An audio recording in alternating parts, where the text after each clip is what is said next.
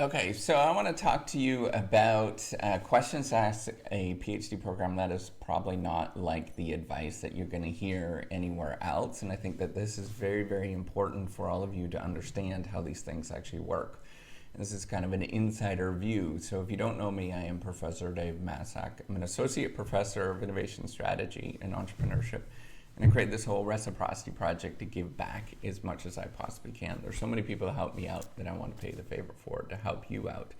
So you have to remember what PhD programs are really about. They're generating, they're a revenue source. Well, they're not necessarily, they're a cost, but the way that they're a long run revenue source for a university. And how that actually works is that they're producing research. They're looking at productivity, and that's really the only thing that works in most universities, or the only thing that they care about is productivity of research publications. How many research publications are out there, how many citations they get. That's clearly, at most universities, that's all they're going to stress, and that's what the administration, that's what the president, that's what everybody is thinking about. So you have to phrase and think about the questions around that research productivity. So what you should think about, and here's some questions to actually ask that I think are important, is what research questions that your faculty are currently working on? What questions can you imagine me to work on, right? So you're thinking about how to actually fit within the research productivity of the current faculty and how to make them more productive. And that's the second thing that I want you to think about is, ask how research productivity is actually measured in the department or wherever you're going to. And then ask them, how can you actually increase this productivity? What can you do to increase that productivity? And it's going to be a little different for every department and what they're thinking about. But you really need to sort of stress those kind of things and what they're measuring. And what they are building on. It's going to make all the difference. It's insider information, and you have to really stress that. So the third thing is, actually ask them what methodologies are they currently using, and then getting an insight into why they actually choose those methods and what you can actually do to leverage those current research methods, right? Some research methods are slower than others. And you have to be aware of that. And so if they're stressing, if they do those slower things, then they might actually, be a good sign, rather than the things that are a little bit more quicker and they're more sort of focused on those things. It's just a different style. And, every, PhD program is going to stress different things. Qualitative research is really slow. If you're doing anything like that, that's going to be very, very different. But if you're doing that and the people are being sort of successful, that's kind of a good signal that there is some good things that are going on there, because they're not prioritizing those sort of metrics as much as other places. Right, so if they do primarily survey research, for example, that's pretty sort of research oriented. Or that's like productivity oriented, because easy.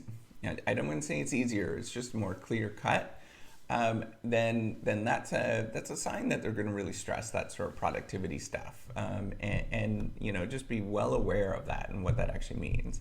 So the other thing to think about is asking questions about how you can actually help them to get data. That's a really important thing. It doesn't matter what field you're in, that data is going to be super, super important.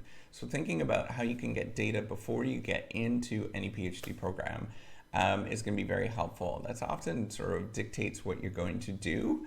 And so thinking about the sort of practical nature of it and thinking about data that you can get and what you can leverage, that's going to be very, very helpful. So if you're in a current job where you can get access to some data, it's going to be super cool, and a lot of places that'll get you up and running a lot more quicker. Another thing that you should be thinking about is another way that you measure productivity at universities is how can you actually bring in funding into the department. And so if you can bring in funding in different sources, maybe your current employer is going to pay for it, which is unlikely, but maybe that is the case. Those kind of things, the way that you can look at bringing funding in, that's going to be very helpful.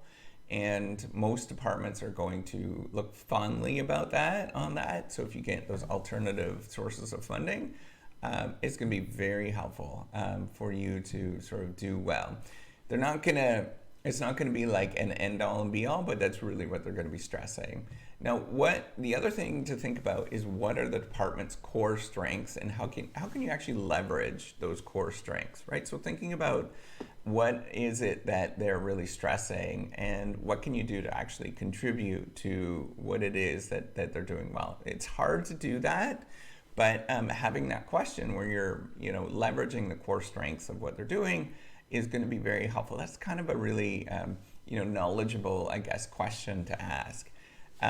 Another thing that you should be stressing is how you can actually improve the institutional rankings and what to expect to improve those rankings. You wouldn't believe like how important rankings are for a lot of institutions. For most institutions, those rankings are everything. And if you can think about how you can improve those rankings, however, one little incremental step, that's going to be very, very helpful. Being very clear about that when you go into it, it's all about those rankings. And you might think that this is strange, but it truly is all about those rankings, and that's all that matters at most institutions. Now, the other thing is asking what are the unique competencies that the person that you're interviewing, what do they have? And how can you actually improve and help those competencies yourself, right? Like that's a really hard question, but it's also like, I never thought about that kind of question. And it's going to be very helpful for you because it sort of gives you insight in what's going on. Is that you are thinking about the reason why you're going there is not because, you're a superstar or whatever. It's because you're building up their research competencies. Think about that mindset. Think about what they're thinking, and it's going to help you out get through these, to ask any PhD program that's out there. It's going to help you tremendously. All right, take care and have a wonderful day. Oh, give me one of these. Bye.